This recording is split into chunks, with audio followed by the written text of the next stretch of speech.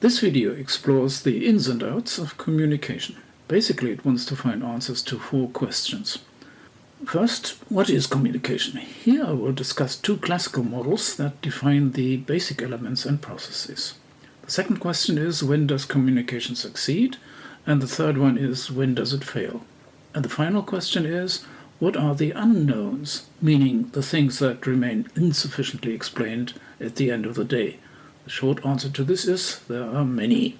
My name is Manfred Jahn. I am a retired research assistant from the English department of the University of Cologne. Slide 2 of 18. We have a picture that shows a situation which is familiar to everyone. 2 people going through a standard ritual of greeting each other. And what do people do after they say hello? The possibilities are endless. The participants or communicants, I'll list this as my first technical term, may go on to exchange news, discuss a problem, tell each other some gossip, etc. I guess we are all more or less proficient in this type of conversational communication, yet to explain what we are doing and how we are doing it is a challenge, mainly because it turns out that it touches on complex areas of linguistics, social conventions, and context-sensitive pragmatics. 9 texts and their covers are flown in here, showing my main references. I'll skip all further detail at this point, because the full references are also listed in the transcript PDF. By the way, the transcript also contains footnotes and occasional annotations. Here is the classical model by Shannon and Weaver, dating from 1949. Claude Shannon was an employee of the Bell Telephone Company, and he was mainly interested in the technical aspects of communication. His co-author, Warren Weaver, however, was ready to highlight the broader implications. Claude Shannon's Mathematical Theory of Communication, with an expository summary and some heuristic suggestions for generalizing the theory to the broad problem of social communication, by Warren Weaver. Zooming in on the model, we see that it depicts a chain of processes that work from left to right. On the left, we have an information source and a transmitter, both of which are concerned with a message. Over on the right, there is a receiver and a destination, both of which are somehow busy getting the message. In the middle, Shannon and Weaver have a noise source, which is something that may distort the signal. Because of the possible presence of noise, the authors are careful to distinguish between the signal as sent and the signal as received. Note well, it's easily overlooked. There are 2 messages and 2 signals. Model number 2 is Meyer-Eppler's, which dates from 1959. It's similar to Shannon and Weaver's, but drastically declutters it. Now there's just a sender on the left side and a receiver on the right. The noise source is gone, leaving just a unique signal, and the messages are gone as well. However, we do get an added element in what is called the code. Basically, a code is a set or inventory of signs, but this is just a temporary definition. For instance, words are signs, and because senders and receivers usually have slightly or even widely different vocabularies, the diagram shows them as intersecting sets, code S and code R, respectively. And it seems logical to say that for communication to work, the signal must consist of signs that are shared by senders and receivers. This is our first mind map, and in it I'm trying to merge the features of the 2 classical models. Instead of moving left to right, the processes now work from top to bottom, and basically represent the question, who sends what signal to whom? It also has separate nodes for 2 messages, 2 codes, and 2 signals. Note that the mind map posits that messages are different from signals. Whereas a signal is a physically perceptible thing or pattern, we will take a message to be a mental construct, something that only exists in the communicants' minds. And therefore we have a message S at the sender's end and a message R at the receiver's end. The dotted outline indicating that they are only mental constructs.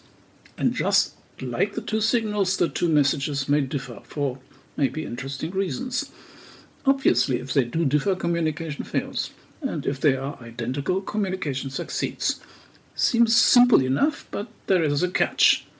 While it is easy enough to compare two signals, there is no way of comparing two mental constructs, and that makes it difficult to determine whether the two messages are identical or different, which in turn makes it difficult to establish whether communication succeeds or fails.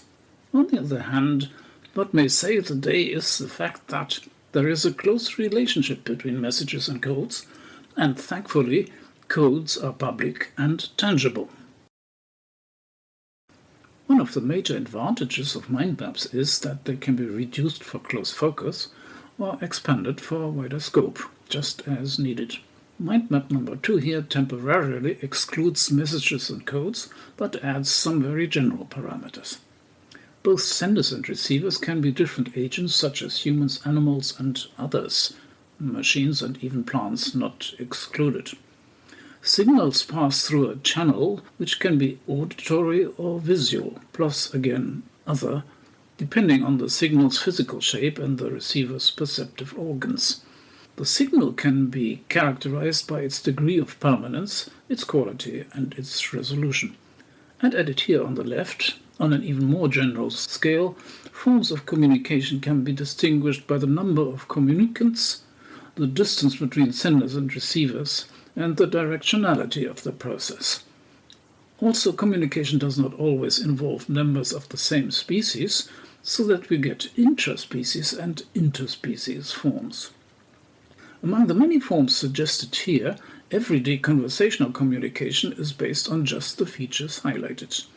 Eventually, this will be our focus too. Nevertheless, in view of the wider picture sketched here, it may be a good idea to take a look at two communication scenarios that are remarkably different. Rattlesnakes are famous for sending a signal to potential aggressors or threats, say bears, porcupines, roadrunners, and indeed humans. Evidently, it is a type of interspecies communication. There are more than 24 rattlesnake species, and all of them have that most famous feature, the rattle. The rattle is found at the tip of the rattlesnake's tail. The snake uses the rattle to warn potential aggressors to back off or to distract prey. As you can see, I'm verbalizing the message even though the sender is incapable of speech. Is it legitimate to do that? Many theorists doubt it, and frankly I do too. However, for the time being, let us accept it as at least an approximation to whatever might be the real thing. To indicate the provisional nature of verbalizing messages, I will enclose them in double brackets. Actually, to be on the safe side, I will use the same notation even when paraphrasing human messages. You can say it is a trick, but it is a trick that does the trick in a way.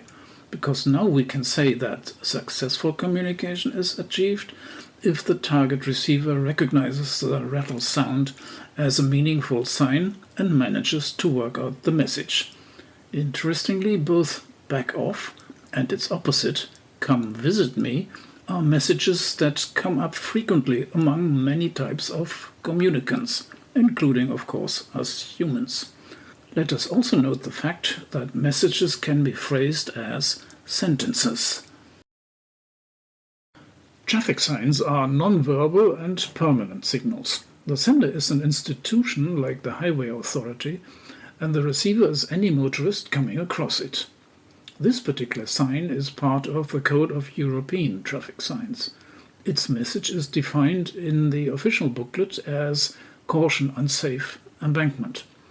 Note that the sign has two components. One is the red triangle, which signals a general warning, and the second is the stylized picture, which dramatizes a possible accident. Overall, the code has 12 rows of 20 items each, so its magnitude is 240. Question: is there a comparable magnitude number for the code of conversational verbal communication? As is common in linguistics, let us use the term lexicon for a person's vocabulary and the term dictionary for a list of the words available in a language as a whole. So what is the size of an average native speaker's lexicon? The common estimate is 20,000. Of course, non-ordinary people and experts have a much larger vocabulary. For instance, Shakespeare had a vocabulary in excess of 28,000. We know that because we can simply count the number of words in his place. The English language as a whole has many more words, even though the exact number depends on which dictionary one is looking at. The ones I have sitting on my bookshelf include the OED, the Oxford English Dictionary, which has 273,000 words. Next to it are the two main Webster dictionaries. The third edition of 1961 has 476,000 words, and the second edition of 1934 has 600,000, claiming to be, quote, the largest dictionary in the history of the English language. Well, better take all of this with a pinch of salt, because the definition of what is a word can be quite flexible. And anyway, in our brave new digital world, we no longer depend on such bulky print editions. The current freely accessible English Wiktionary claims to have 756k words and 1.4 million definitions. But these are just numbers. The true power of the verbal code lies elsewhere, and for this we must consider it in the broader context of linguistics. This is Ray Jackendoff's 2002 model of language production and language perception. In this model, the lexicon is understood to be part of a person's grammar, and the various arrows that we see in the colored boxes suggest that there is a multi-way interaction between other grammar components, especially semantics, the domain of meaning, syntax, the domain of sentence structure, and phonology, the domain of speech articulation. Now, while Jackendoff himself does not use any communication terms, the correspondences are obvious. If we call up Meyer-Eppler's model for comparison, we see that Jackendoff's speech corresponds to the signal. Language production is the process of generating the signal. Language perception is the process of construing the message. And semantics accounts for the meaning of the message at both ends. As for the codes, it now appears that they are more than just the communicant's lexicons. We do not normally communicate by using solitary words, but by uttering sentences. We also noted that messages can be phrased as sentences. I will therefore assume that it is the whole bundle of grammar that makes up code S and code R, respectively. As a result, we can update Meyer-Eppler as shown, and naturally our Mindmap version will have to be modified similarly. Syntax and semantics are the grammar components that are responsible for sentence formation and meaning assignment. Let me use a simple example sentence such as John likes red cars, silly as it is, for illustration. The formal linguistic notation for representing syntax is a tree diagram, which lays bare the structural relationship between subjects, predicates, objects, and so on. As for representing the meaning of a message, my rather simplistic proposal was to use an ordinary language paraphrase. The notation preferred by linguists is a different tree diagram, this time involving relations between events, actions, objects, and properties. In addition, semantic analysis must identify the real-world references of the lexical items. So in this instance, it must specify which John and which type of car the sender is referring to. This is commonly done by indexing the terms in question, such as in this case John 3 and cars 2. One important consequence of reference assignment is that it's now possible to determine whether the message is true or false. As promised, Mindmap number 3 incorporates the element of language production and perception. In order to encode the message, the sender selects appropriate words from the lexicon, arranges them in a sentence, and produces an utterance. For the sake of the arguments, let us now assume that the sender takes certain aspects of context for granted, and that he decides to replace both John and cars by pronouns, and so the actual utterance becomes, "he likes them red," while the message remains exactly as is. In language perception, the process is one of decoding. Here the receiver uses phonology to isolate whichever words are perceived in the utterance's sound wave stream, then uses the lexicon to gather word meanings, then syntax to determine the subject and predicate structure, and finally semantics to build message R, which hopefully is identical to message S. The grammar is the same at both ends, but the internal processes and strategies are slightly different. Specifically, meanings and references that are taken for granted by the sender may require some effort to get worked out by the receiver. It is now time to explore the pragmatics of speech acts. John Austin was a philosopher from Oxford who offered the major insight that saying something often amounts to doing something. For instance, if you say, "I name this ship Queen Elizabeth," then you are performing a declarative speech act, always supposing the occasion is right and you have the proper authority to execute the act. Austin went on to define several other types of speech acts, here listed as constatives, directives, commissives, and acknowledgements, along with a selection of subtypes and typical examples. The main contention of speech act theory is that meanings and messages depend on contexts, intentions, and appropriateness conditions, also known as felicity conditions, the term used by Austin. Clearly not everybody can legitimately name a ship or declare war or call out a food fault. From here on, things get complicated quickly. For example, consider how Bach and Harnish spell out the essential conditions of the speech act of promising. In uttering X, sender promises receiver to do A if sender expresses 1, the belief that his utterance obligates him to do A, 2, the intention to do A, and 3, the intention that receiver believe that sender's utterance obligates sender to do A, and that sender intends to do A. You will be happy to learn that Bach-Harnish called this definition a self-explanatory one. Personally, I find it remarkable how much here depends on intentions, which are mentioned no less than 3 times in this quotation alone. And indeed, most pragmatics-oriented approaches hold that recognizing and communicating a speech act depends on the receiver's ability to recover or read the sender's intentions. Let's retain a copy of the speech act table as a reference and move on to indirect speech acts. An indirect speech act occurs when an utterance has a literal meaning as well as a non-literal meaning. Putting it symbolically, we have a literal and direct speech act A arrow pointing in one direction and a non-literal and implicit speech act B pointing in another. Generally, if plausible in the context given, the indirect speech act contains the more salient message. In this list of typical examples, item number 1 quotes a dialogue between communicants A and B.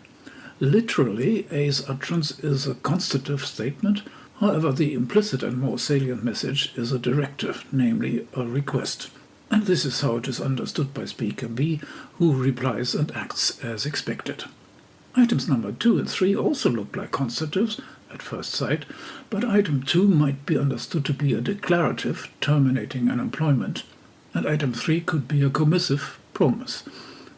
Analyzing these examples, we can always presume normal circumstances, while at the same time it is also a good idea to consider more unusual contexts for alternative interpretations. So item number 3 may have been meant as the prediction that it literally is, not as the commissive that might be implied. I will skip discussion of the other items, leaving them to you as an exercise, with some pointers given in the script. Our next question is what a sender can do to reasonably expect that his or her indirect speech act is recognizable to the receiver. Another great British philosopher by the name of Herbert Paul Grice came up with the idea that communication ought to be seen as a cooperative exercise. The cooperative principle states that when creating an utterance, the sender is guided by a set of maxims that roughly fall into 4 classes: quantity, quality, relation, and manner. Another maxim of politeness was added parenthetically. As normative rules, the maxims are quite useful in their own right. Think of the do's and don'ts of writing an essay or drafting a speech, or even creating a video script. However, Grice's main aim is to describe how our knowledge of the maxims can be used not only for creating but also for interpreting a signal. It is striking, for instance, that receivers try to make the most of an utterance even if it requires the tacit editing of a misused word, a typo, or some other error. In practice, the maxims may clash or be ignored for perfectly sensible reasons. For instance, it is quite common for manner to trump quantity or for politeness to trump quality.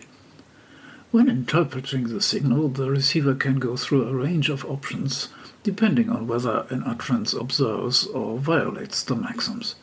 Usually, if no maxims are violated, the sender's utterance can be interpreted literally. The cases Grice is most interested in are the ones listed as options 3.1 and 3.2 on the receiver's side. In 3.1, a maxim violation requires the receiver to work out a non-literal or implicated message, also called an implicature. In 3.2, a violation of quality or manner may need to be resolved as a figure of speech, such as irony, paradox, metaphor, or pun. Again, to analyze them, it is best to consider common as well as less common contexts and responses. Some annotations can be found in the script.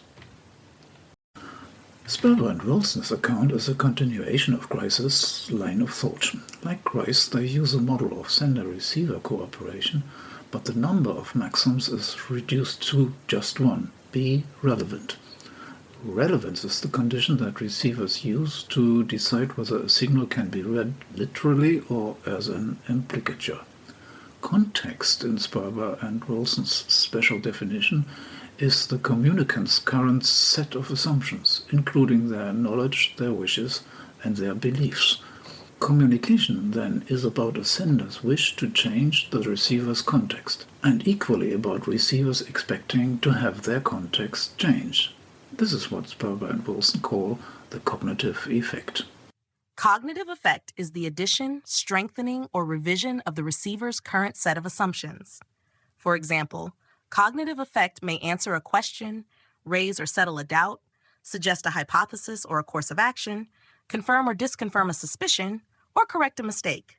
Here again is a selection of example communications, and again I leave it to you to weigh contexts in Sperber and Wilson's sense and assess possible cognitive effects. And so we are getting on to the final refinement of our communication mind map. Starting out from our default configuration, communication is seen as a two-step process.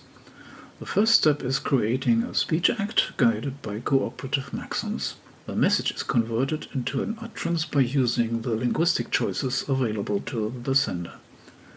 The second step is the analysis of the utterance by the receiver. This is performed by assessing the sender's compliance with the cooperative maxims, specifically looking out for implicatures and cognitive effects. Simultaneously, the linguistic structure of the utterance is determined by applying the receiver's grammar of language perception, and in the end the process bottoms out with a sensible message, hopefully the same one as the one that was envisaged by the sender. To round it off, we might as well return to the 4 questions we started out with. 1. What is communication? Communication, we said, is a process chain linking a sender, a signal, and a receiver. The sender uses pragmatic maxims and linguistic processes to encode a message into a signal. The receiver decodes the signal using linguistic and pragmatic reception strategies. 2. When does communication succeed? The simple answer is chances are it will succeed if the communicants have a sufficient degree of linguistic and pragmatic competence. 3. When does it fail? It can fail for several reasons. The signal may be distorted by noise, the sender's and the receiver's codes may not agree, the participants may not act cooperatively. 4. What are the unknowns? We have come across several weak spots as far as I can tell. There is a matter of scope. At one point we listed a comprehensive range of communicative forms, but for some reason most researchers focus on conversational communication exclusively. Culture. The accounts discussed prioritize the pragmatics of Anglo-Saxon, or at any rate Western, communicative practices. Other cultures may handle them differently. What are the true universals, if any? Messages. Our grip on this essential feature was decidedly tenuous. Intentions. Most pragmatists are intentionalists, yet arguably our grip on intention is even weaker than our grip on messages. Symmetry. Language production and perception were drawn up as symmetrical processes. However, at some point they may just be different. Awareness. Detecting indirect speech acts and implicatures were seen as conscious reasoning processes, but this may ignore the part played by non-reflective processes, of which we know very little. And that is all there is for now. Thanks for watching.